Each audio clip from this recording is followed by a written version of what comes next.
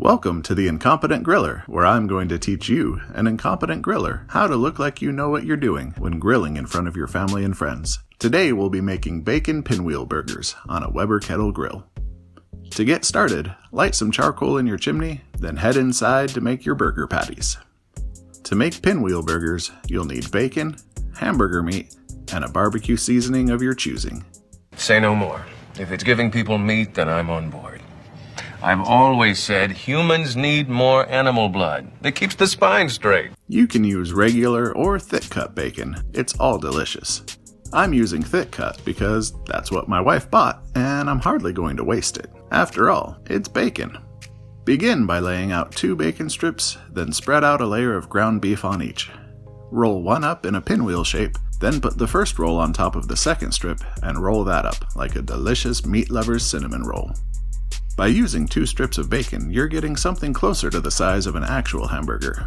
Take some time to shape the meat into more of a round patty before sprinkling on some seasoning. I'll be using Cosmos Q Honey Killer Bee Rub today, but you can use whatever sounds good to you. Alternatively, you could also use seasoned salt or just good old salt and pepper. Whatever you use, be sure to season all sides. Once you have all your pinwheel patties made, be sure to add a little dimple to the middle, as these will plump when you cook them. They plump when you cook them. Now take these outside to the grill, where you're going to dump your coals out on one side to allow for indirect cooking. You could choose to cook these over direct heat like regular burgers, but I want to cook these on indirect heat to help render more of the bacon fat. After all, my doctor said I needed to burn some fat, so that's what I'm going to do. Make sure the vents on your grill are wide open, then put the lid in place for 20 minutes. Just remember, as Macbeth learned from the 3 witches, if you're looking, you're not cooking. While you're waiting, why not spend some time with Freakazoid, learning some conversational French? Qui a coupé le fromage? Who cut the cheese? Who cut the cheese? Qui a coupé le fromage? Now that 20 minutes have passed, we're going to rotate the grill to add some charring to the bottom of our patties. Leave these over the coals for a minute or 2, then flip them back over to the indirect heat side. Now put the lid back on for another 20 minutes. When you come back, you're going to be in for a pleasant surprise. If it's a severed head, I'm going to be very upset. Check out how good these look. The air smells amazing. Go ahead and spin the grate to give some direct heat to the second side of your pinwheel. You can check the temperature to make sure you hit at least 160 degrees Fahrenheit internally.